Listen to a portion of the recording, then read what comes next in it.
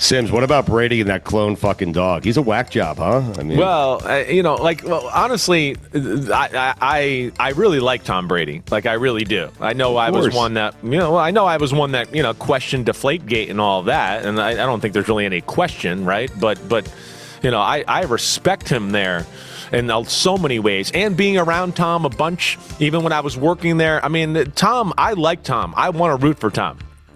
I am an animal lover, as you know. Yes. I understand of like, oh man, this is a special dog or a special animal. I'd love to have just this same animal forever, right? I understand that, but at the same time, I'm also like, Mr. Environment animal guy that goes like, oh my gosh, I mean, there's dogs everywhere that need homes that are sitting in the dog pound and whatever else. And do we really got to clone the same one again? I mean, that's again, I'm not just saying that to attack the Tom Brady. I would say that about anybody. I've said that to myself with thoughts of like, I have an awesome all-black sable German Shepherd, and that conversation's come up in our house before. Like, should we clone him and just have another one that's exactly the same? And it's like, no, fuck no. There's other lives out there in the world, and we're gonna help them out. Right. Even if you cloned it, you can't treat the dog the same. It's not the same dog. I mean, it's just. I know. It is. It's a different one. It is, but he did it. I'm not mad at him, but it's a little peculiar for sure. It is. He's an odd dude. Let's just say it. I mean, so Mikey says, listen, on the football field, he's the greatest of all time. But if he calls you and asks you for an investment, you should probably hang up the phone. You hang up. Well, it depends. I don't know. I mean, he is swimming in it over there, so I don't think I would hang up. I mean, if he came at me with like, Sam Altman Bitcoin or something like that, then I'd be like, I don't know about that one. Sorry, right? But still, I think I'd take the phone call. Brady does know some pretty powerful people and some powerful spots. So I think I would take that call. Crypto, dog cloning, the Raiders. The Raiders. Yes, the Raiders. Doing great. Yeah. The Raiders. He's going to make a lot of money on the Raiders when it's all said and done. I guarantee you that, Mikey. PFT with Mike Florio every day on Peacock, the Unbuttoned podcast as well. Football Night in America, Sunday Night Football, Broncos and Raiders. He is Mr. Thursday Night Football. You're undefeated, dude. I hope people appreciate what it is you're doing on a weekly basis on the show. I have no idea because I never read any audience comments. So I'm not really like that either. I mean, I barely read the comments on my own social media. At times I go through it just to kind of like gauge some things and all that. But as we know, I kind of try to ignore that. Thursday night, I got it going. And I like the Broncos tonight. I got them winning 30-17. Whoa. So that's another one that I would ride. My best bets weren't great last week, like the ones we brought on here. But yet, that's what's crazy about betting. I don't feel bad about them, a lot of them. Like I told you the Colts game. The Colts was 7-0, and they were driving and about to put the Steelers in a bad spot, and they got strip sacked, and it changed the game. I don't feel bad about that thought. It's the NFL. Some guys are going to make some plays, and things can change. The Chargers, we had them over the Titans last week, right? I heard you that one. Well, yeah. I mean, Justin Herbert throws a pick six, and they let a punt return. It's like, well, yeah, the fucking game's screwed after that. We know that. But like I think if it goes as chalk, I felt good about it. You're just going to take some L's. And then I like the Rams, and I didn't have the guts. I didn't take that. I like the Texans under last week, and I chickened out on that as well. So, again, betting is not always easy. That's I think, the bottom line there.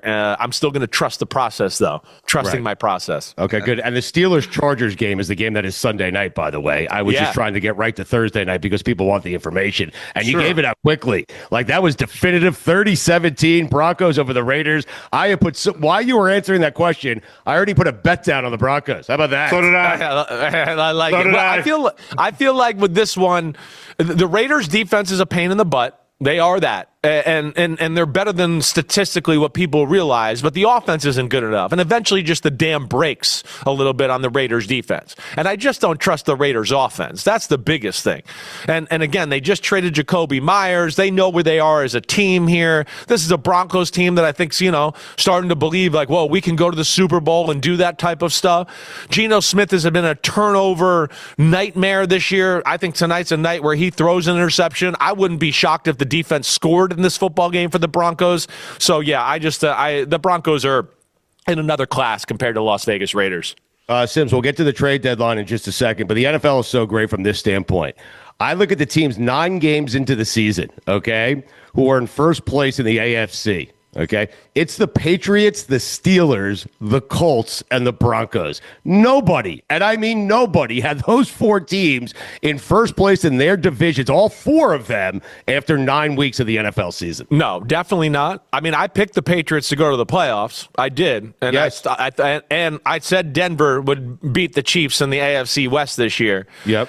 And the Colts were a team where I repeatedly had kind of said, at least, just so people know, where I was like, I see playoff on them. I didn't have the guts to take it, but like I saw that. And this is where this year is great, because it's like what we've talked about a little bit a few different times is like the middle class of the NFL this year is really good. Yeah. So we got a lot of teams that are in the playoff conversation. I feel like there's more teams in the Super Bowl conversation, but yeah, that's what's awesome about the NFL. It's shocking. Even the Steelers leading their division. I wouldn't have guessed that either. So right. The top 4 in the AFC are all a little shocking, I think, of where we're at to a degree here. But now that we've seen them play, I think, you can go, well, I get it. The Colts, they got it. The Broncos, I get it, right? I mean, you see New England and what they're doing. And I don't think these are teams that are going to fall off. They're going to stay right near the top of those standings as we continue down the stretch here. I just love that the 3 teams everyone was talking about headed into the season, Bills, Chiefs, Ravens, the same 3 that we always talk about headed into the season, none of them are in first place. I do. I love it too. Yes. I love it too. I so know. Good. Yeah, it's and they all got little flaws. That's the big thing. And I'm not sure if the Ravens can get back healthy here. I'm not sure they don't have the least amount of flaws out of those teams, which is going to be interesting here. And they got a tough game against Minnesota. That's going to be tough up there in Minnesota. We know with Brian Flores' defense, both teams desperate. That'll be a good one on Sunday afternoon. How'd Lamar look to you in his first game back? I mean, Lamar looked really well. Here's what's amazing to me about Lamar. That game was closer than the score, right? I mean, the Dolphins moved the ball. They just screwed things up. That's what bad teams do. Yeah. It's like they're on the verge of doing something good and they find a way to mess it all up. But the amazing thing to me about Lamar is he looked like he played the game at 85 to 90%. He was like, you know what?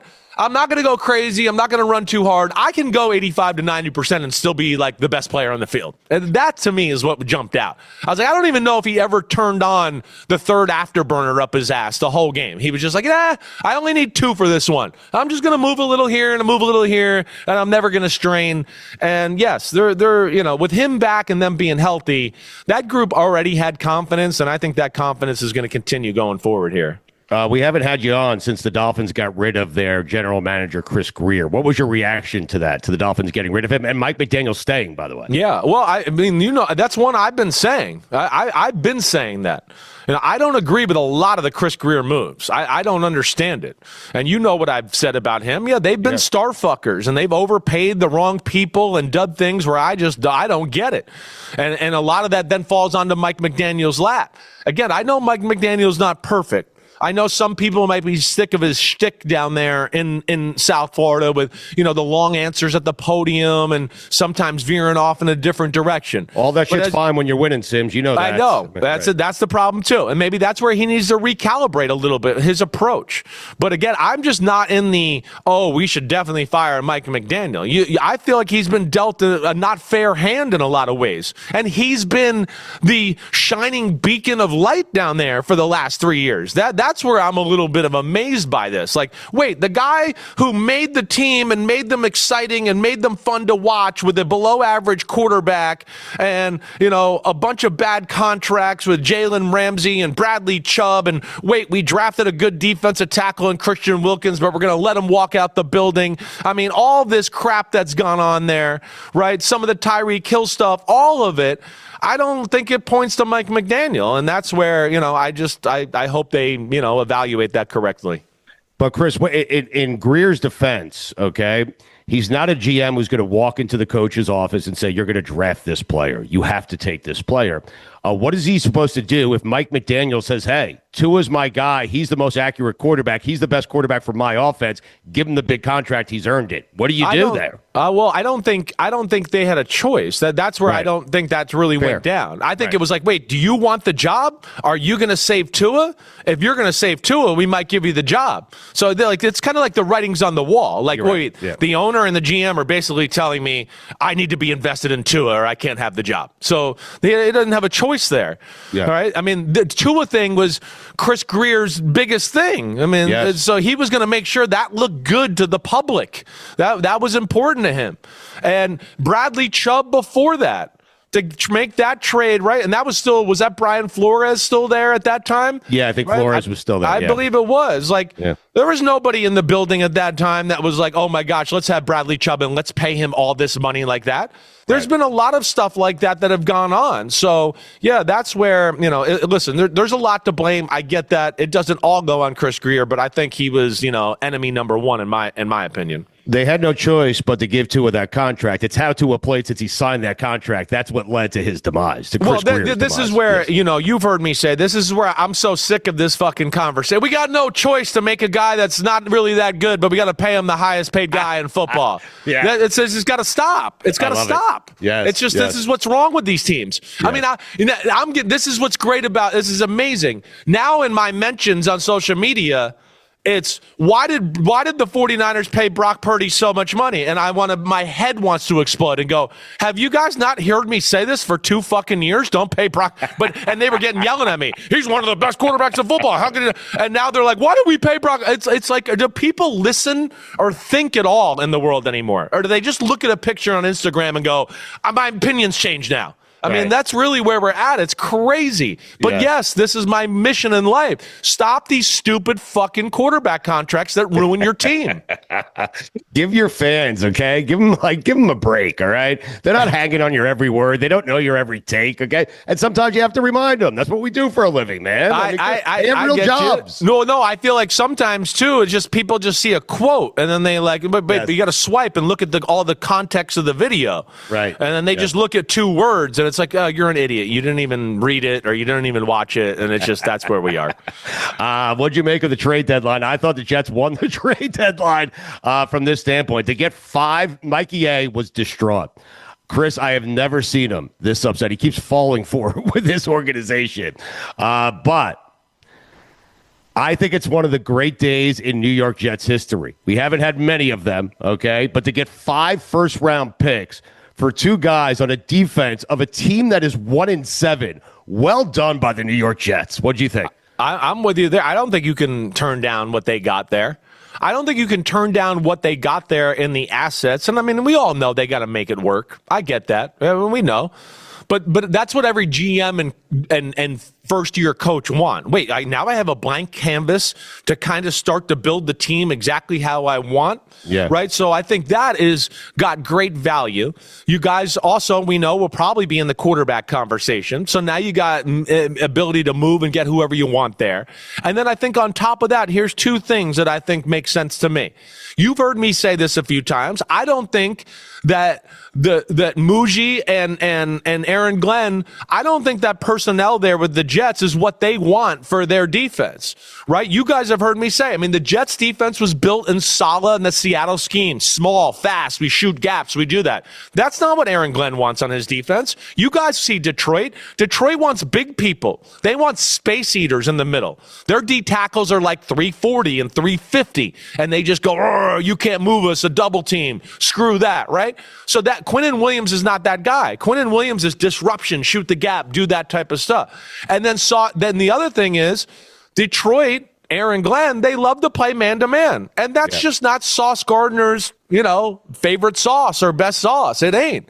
He can play some man-to-man, right, yeah. But you don't want him living in that. He's a walking, holding pass interference penalty call when he does that. Yes. And with the Colts, they play a ton of zone, and that's where it fits. So that's where I do like the trades overall for the Jets. I'm with you there. And if Jet fans thought that Aaron Glenn was going to be one and done, he's not. Like they made it clear at the trade deadline. So. Aaron Glenn's going to be around for a few years at least. I wouldn't. It's certainly not one and done. That does not give me the sense there with when you make those type type of moves. All right, Mikey, you feel better or what? No, I feel worse. Then why hire him? Then why hire these two fools? Why bring those guys in if the best assets you have on your team don't fit what we want? Not and their then assets. Even more, why sign them to a long-term deal only to give yourself a $19 million dead cap hit next year? Why do that? No, listen, those are some things there, but they even said, the contract made them tradable. So that's where I look at it. And, again, I think they tried to give it its best shot to see if these guys fit what they want. And I don't think they would have been mad if they had to keep him. But I think when they went, well, you're going to give us 2 first-rounders and another pick and a wide receiver? Yes. Oh, shit. Okay. Well, we didn't think we'd want to trade him, but damn, we will now. Right. And Quentin Williams are like, wait, he's kind of on the, a little bit of the downslope of his prime. Yeah. And, whoa, you'll give us a first-rounder and a second-rounder and one of those big space-eating D tackles that we kind of like back in exchange. I think that's where it just was like, I believe Muji, and when he says it was just too good to pass up. Right. I don't think this was like they went into this moment going, we definitely want to trade them. I think it kind of just happened. Well, next year when Kyler Murray coming to the Jets is too good to pass up. Right. Just remember that I said it first, okay? Kyler to the Jets next year. There's no way they'll go Kyler Murray. I don't think that'll happen. Guaranteed. It is a perfect Jets move. They even got rid of the number 1 so that he could have it when he comes to New York. I was telling Mikey the Jets should use all 5 of their first round picks on 5 different quarterbacks because not even they can fuck Let's that just up. spin the wheel. Taylor had the best option though, and I part of me got a little glimmer of hope, a little fire of hope. How many first round picks do you think it would take to get Joe Burrow? I'd give all 5. That's a good question. Yes. I mean, that really is. You think 5 would do it? Because I'd give them all. I'd give them all. I know.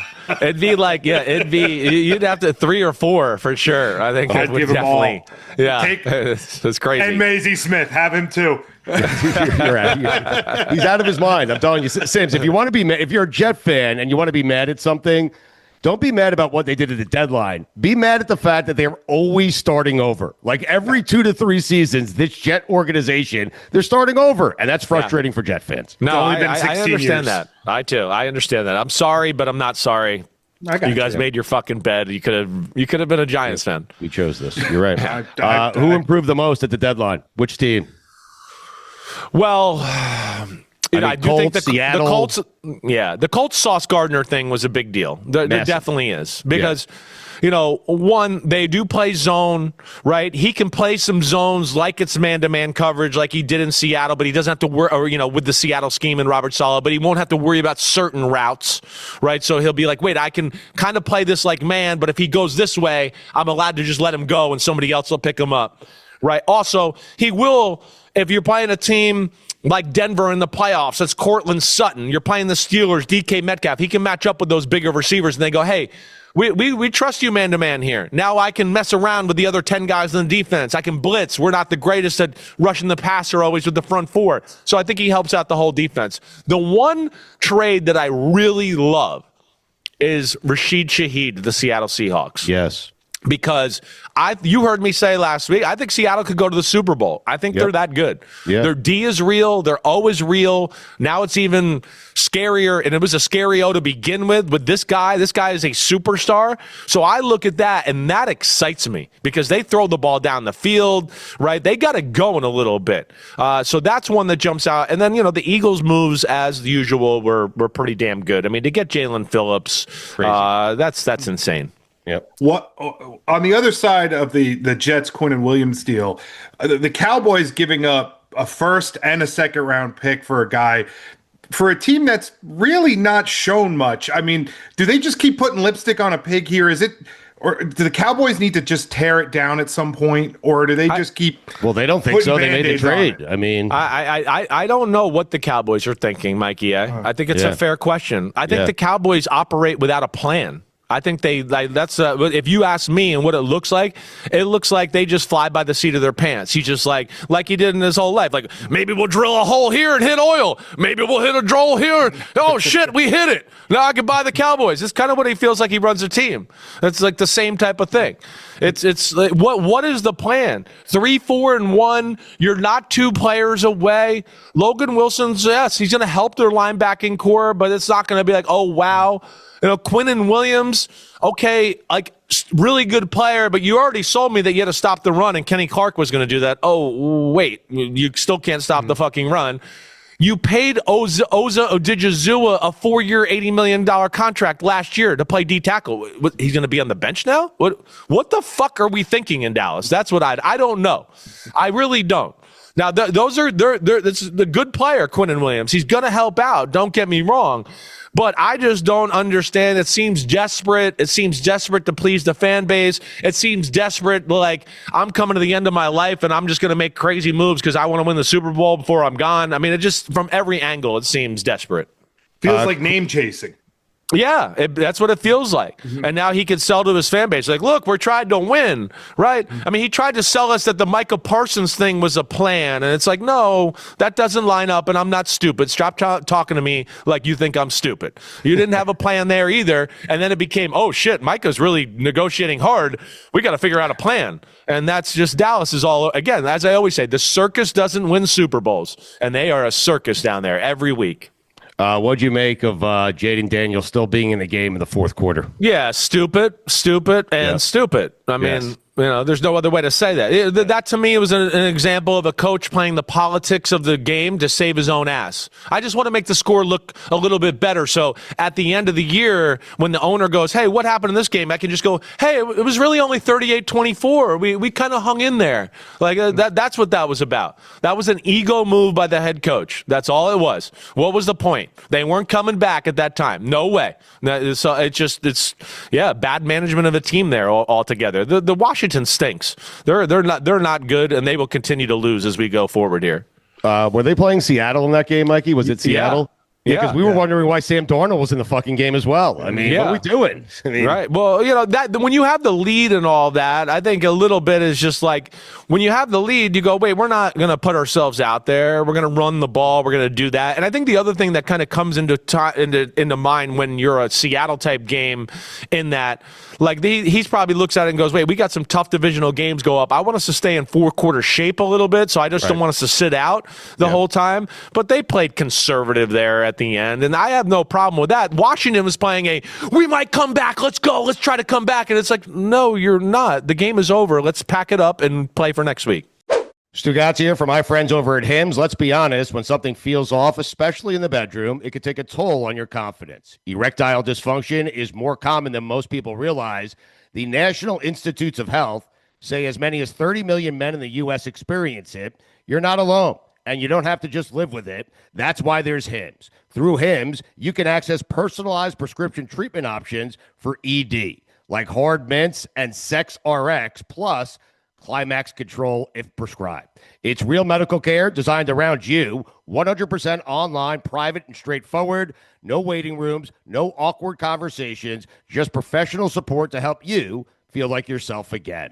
To get simple online access to personalized, affordable care for ED, hair loss, weight loss, and more, simply visit hims.com/GBF.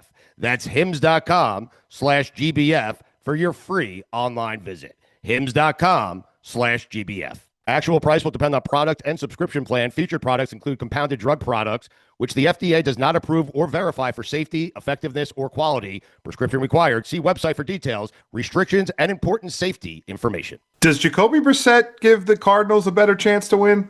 You're watching football? Yeah. You're watching football? You know he does. Watching Cardinals football. I mean, all you got to do is watch it, and then, of course, the numbers line up. I just had this conversation with Florio. It's not even close. I mean, look at the points per game. Look at the pass yards per game. Overall offense. I mean, it's gone up astronomically since Jacoby Brissett took over. That something weird's going on there. I mean, something weird, right? Yes. I mean, we went into Kyler Murray might start next week to the day before the game. Okay, Jacoby Brissett's going to start. Then we got into right after the game, Jonathan Gannon going, no, Kyler Murray's our starter. When he's back, he's healthy. He's starting. Next week, he's starting. Blah, blah, blah. He said, he wouldn't even play with it. And then 15 hours later, he's back in Arizona, and he's like, Jacoby Brissett's starting.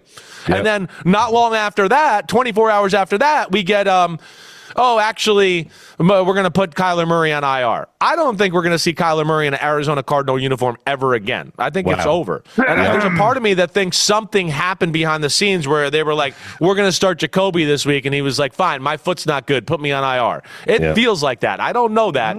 But yeah, Jacoby's the guy, right? You guys have the same feeling? Well, if you hear those sounds coming out of Mikey A's mouth and his body, what he's trying to tell you is Kyler Murray's going to the fucking Jets. That's what he's saying. Something weird is going on. I don't want it. I don't think Aaron Glenn will want a small quarterback. I think he is, like I've told you, I think he's a believer in the Bill Parcells school of coaching where he wants a guy that can hang in the pocket and make throws down the field, right? Sure. Now, Justin Fields hangs in the pocket. He just doesn't throw the ball. That's what we're waiting to see. But you know what I'm trying to say here. I wonder how it plays out if they win that first game against Aaron Rodgers and the Steelers. I do. I think about it all the time. Yeah, I can't stop thinking. No, I know. Right, yes. Right. Have you seen enough of J.J. McCarthy to make any sort of determination as to whether or not that guy's going to be great long term? No, I mean, I'm not going to say I've seen enough. Not yet. I'd like to see more, but here's the things that jump out to me. I mean, I like him, Chris. Yeah. I hear you, and I do too. I want to like him. I'm not sold it's perfect yet, but I think we're on the right path, the right trajectory. One, you see his arm. I mean, his arm is explosive. He can throw it. He can really let it loose and throw lasers. He's a pretty good athlete. I think the thing I like about him most is he just doesn't flinch under pressure. I mean, with any kind of pressure. I mean, J.J. McCarthy to me was under more pressure than any quarterback in the NFL last week, because it was a little bit like, wait, is he really the quarterback? Like, what's going on? It felt like they didn't want to play him, and Carson Wentz, and is he the guy of the future? And before he got hurt, it was a little shaky and all that. So yeah, that was a big time clutch performance by him, and their team helped him out too. But yeah, that was a good start, and certainly gives me hope for J.J. McCarthy. It's interesting. Chris? I wonder how you feel about this, because I am so locked in on the Colts and how they're going to bounce back from that loss. Because when you have a quarterback like Daniel Jones and everything's going so well, and then you hit some adversity and you lose a game, and he's the reason they lost that game. He turned the ball over a lot in that game. Right. It's going to be, for me, it's super important to see if Daniel Jones can bounce back. Forget about that last game. Bounce back.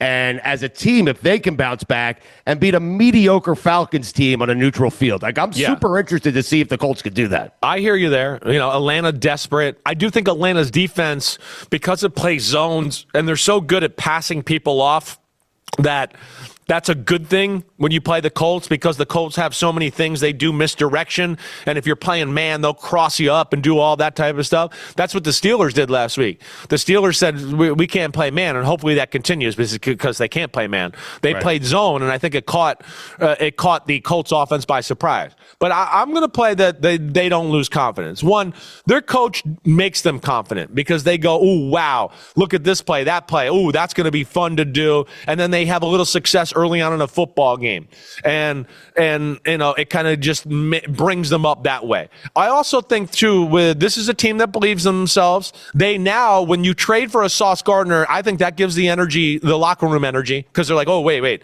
the owner, the GM, they think we're something, right? So I think that helps out. And then even with last week, I know people want to blame Daniel Jones. I get that. But what I would sit here and tell you, they're going to watch the film, and the guys in that locker room are going to go, man, our tackles got their asses whooped. I mean, he dropped back on 3 of the strip sack fumbles. Yes. And I mean, he gets the ball and he's just looking, and boom, he gets hit. So they're going to go, wait, we didn't really help him there. So I think that's the thing. And within all of that too, Stugotz, there they were, down 4-0 in the turnover battle, and they were driving at 17-7, and I'm going, oh, they're about to make this a game right here. They're going to make it 17-14, and they got another strip sack. And you're like, okay, all right, it's just not their day. So it wasn't his best day, but I think they're a confident football team, and I don't think Daniel Jones is going to blink. I don't. I'm just going to give you a couple of games here. You give us your thoughts on the game. Chris Sims with us. It's brought to you by FanDuel. PFT with Mike Florio every day on Peacock, the Unbuttoned podcast as well. Football Night in America. Sunday Night Football, Steelers and Chargers. There's some great games on the slate this weekend. Let's start with Bucs and Patriots. What do you think of there? Yeah, I like the Patriots. I know it's on the road. I know the Bucs are coming off a bye week. The Patriots, to me, I think are hot. The game last week against Atlanta was a little misleading. They got a little maybe obnoxiously aggressive at the end of the half where Drake May gets strip sacked, and then Atlanta gets to score a touchdown from the 1-yard line when they really hadn't done anything, right? Then Drake May kind of threw a dumb interception in the third quarter and, again, gave the short field to Atlanta. I'm a believer in this with New England. Hold on. I'm trying to get my damn score here. There it is. I got them 27-24, but I don't think the Bucs have enough firepower on offense right now. I don't think the Bucs will let Emeka Egbuka go off, right? I think that the Patriots, will slow down Emeka Egbuka and Vrabel and all that.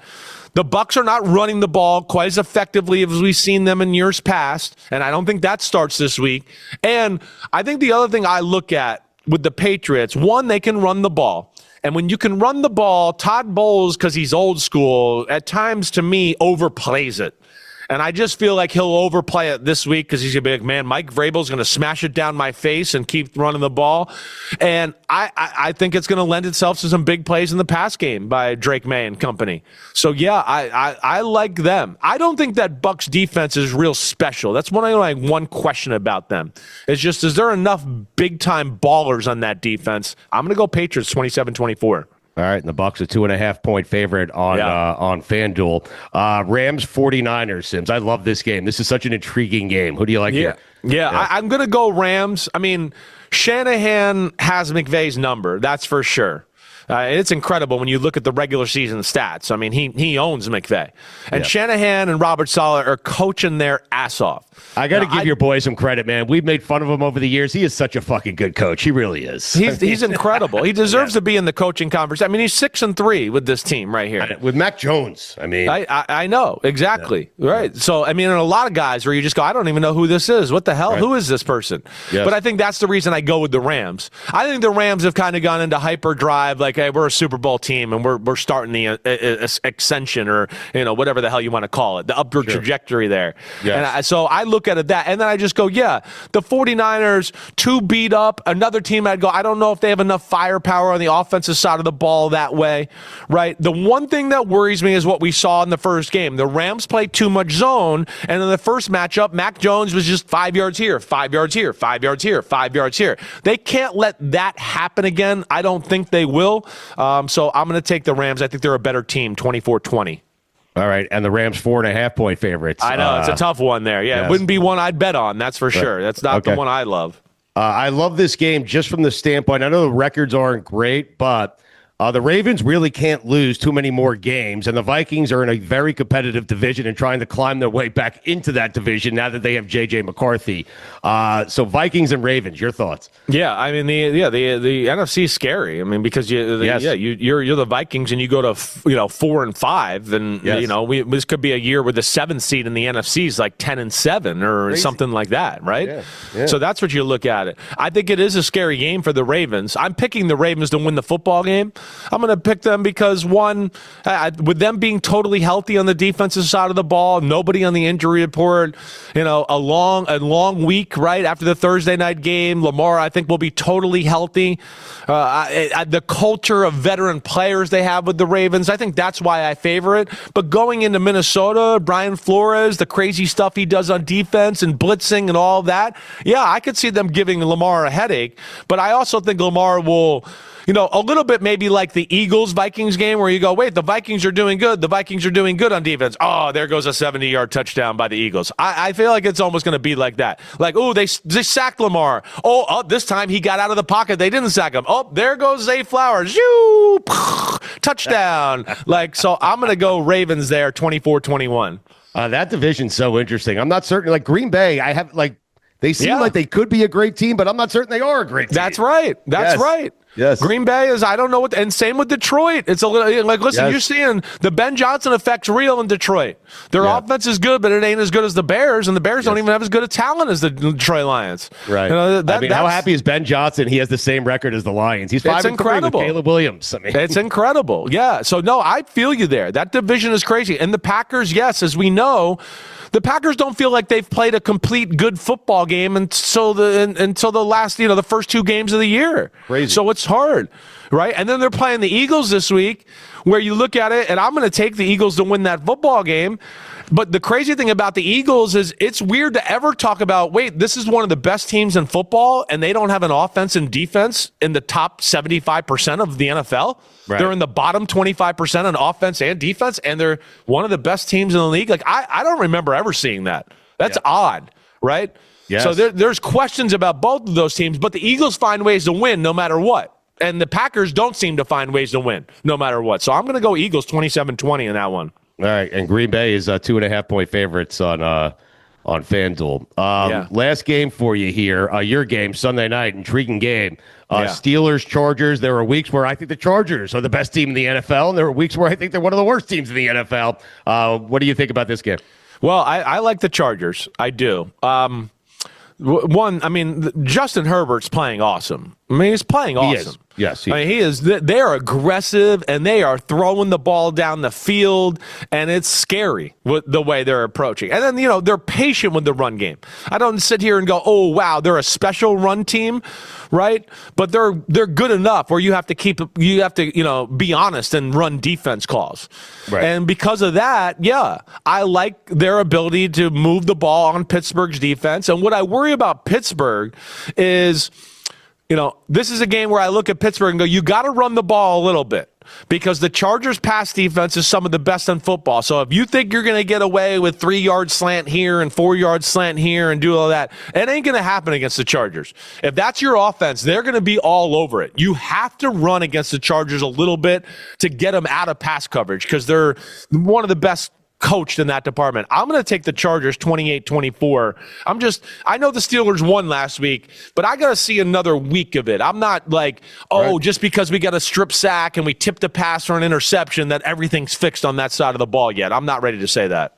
Chargers a 3-point favorite on FanDuel Sportsbook. Quickly here, Howie Roseman said he didn't trade A.J. Brown because A.J. Brown's too valuable to the team, which I agree. Like he is valuable, and A.J. Brown's had big games and big moments for the Eagles. What'd you make of them holding on to A.J. Brown, who clearly doesn't want to be there? I get it. I mean, I get them holding. That was the one thing I brought up. I had been saying, I think I said it to you last week, like if I'm then I think about trading him, because we saw the last time we saw them on the field, he wasn't on there, and they were awesome on offense. They didn't throw him the ball the first 4 games of the year. They went 4-0, right? So I wondered if they would make some aggressive move like that. But I understand the thought. Yeah, they're trying to be great. They're trying to build a dynasty, and they feel like he helps that. And he probably, as we know, will.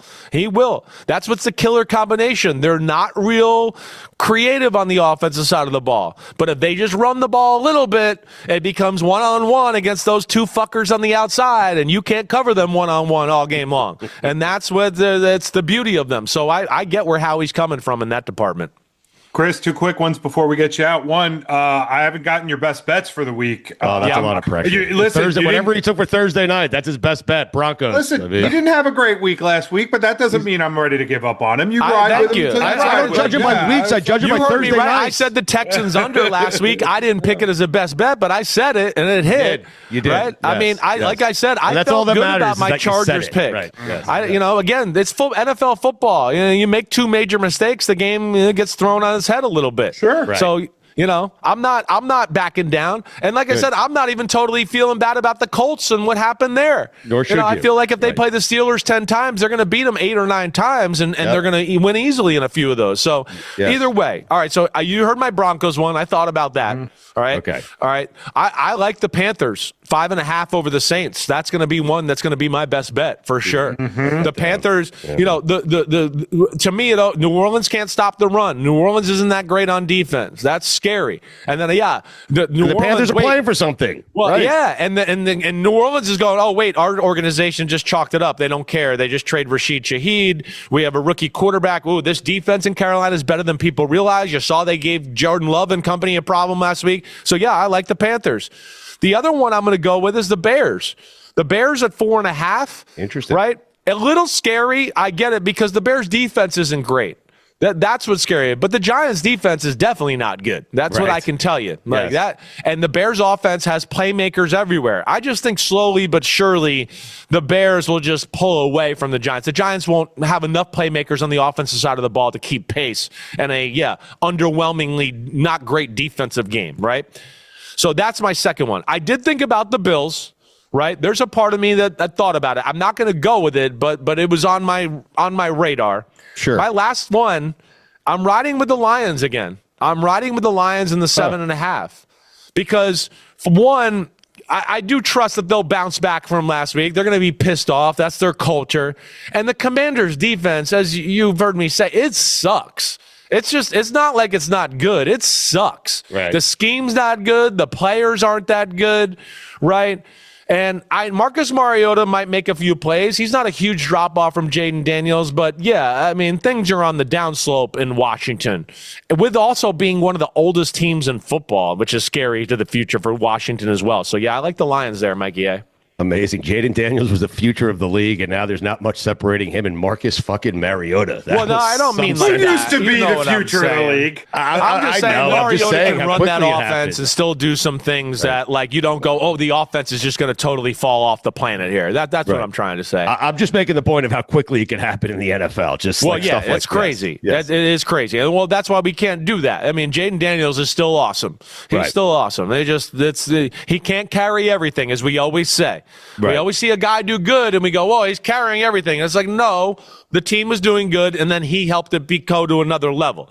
This is a year where it's like, no, the team sucks, and even with you being awesome, you just go to kind of sucks with you at quarterback, and that's tough. That sucks. The only thing that concerns me about that the Bears game is that Jackson Dart plays every game like it's the fucking Super Bowl, and he's trying to prove something to somebody. You know, I hear you there, and that's my one worry about him is I just go, please just watch your body a little bit. I mean, holy crap! You're right. Every game is every play is like there's a minute 30 left in the Super Bowl. He's putting it all on the line, which you love, but you're like, damn, that's dicey. Please don't do that all the time. Go ahead, Mikey. Last one for you, Sims. A little good news, bad news for your alma mater in Texas.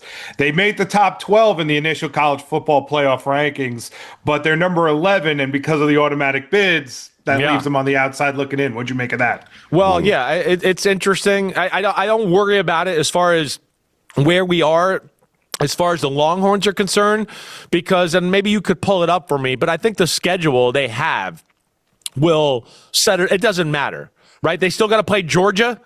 Yeah, I think if they beat Georgia, they're going to get up there. And then they got to play Texas A&M the last game of the year. If they can just win out, I don't think you have to worry because they have enough like quality opponents on their schedule. Everyone's going to go, whoa, all right, Texas is back. They beat Georgia in Georgia. They beat the Aggies. Oh, crap. And they're going to be, if they do that, they'll be in the top 5 or 6 for sure, I would expect, somewhere in there. With Arkansas in the middle sandwich. Right, which is scary. That's a scary game. Bobby Petrino taking over there has definitely made them a little bit more dangerous. That's for sure. Bobby Petrino. Jesus, that guy. Yeah. Texas is getting in. They're not going to keep a Manning out. That's not, that. It's a tough. Listen, Texas A&M can win the national championship.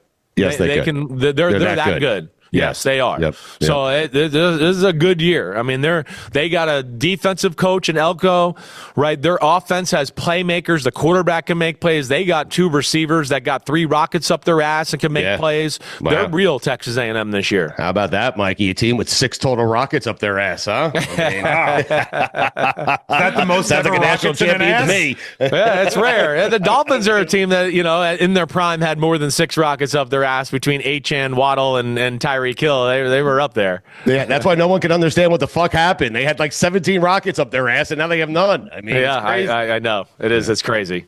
All right, PFT with Mike Florio every day on Peacock, the Unbuttoned podcast as well. Football night in America, Sunday Night Football, Steelers, Chargers, good one coming up on Sunday night. Chris Sims, it's our favorite part of the week. We appreciate you doing it every week with us. We will talk to you next week. Perhaps Taylor will be back. All right, good. Yeah, Taylor, perhaps. What a cop-out. What a bunch of bullshit that is. I mean, seriously. I mean, he's trying to be the new Billy. Friends. I know, he's worse than Billy. He's a newbie. Billy would have never missed in the early part of our career. Yes. I mean, damn, Taylor's been working for 5 weeks, and all of a sudden we take a day off. Unbelievable.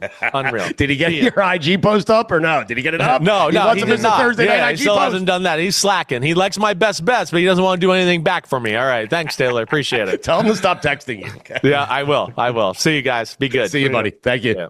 Stugatz here. It's NBA tip-off week, and FanDuel is your home for live betting. Listen, support the people that support this show, and no one has supported us more than our friends at FanDuel. So even if you missed the start of the game or want to ride the hot hand, FanDuel has live bets on everything from who will score next to fourth quarter comebacks. Plus, you can even combine your live bets into a same-game parlay for a shot at a bigger payout. However you want to play, now is the perfect time to join because FanDuel has given new customers $300 in bonus bets if your first $5 bet wins. That's $300 in bonus bets if your first $5 bet wins. So just visit FanDuel.com to sign up today. Play your game with FanDuel, official sports betting partner of the NBA. Must be 21 and older and present in select states, or 18 and older and present in D.C., Kentucky, or Wyoming. First online real money wager only. $5 first deposit required. Bonus issued as non-withdrawable bonus bets, which expire 7 days after receipt. Restrictions apply. See terms at sportsbook.fanduel.com. Gambling problem? Call 1-800-GAMBLER or visit rg-help.com.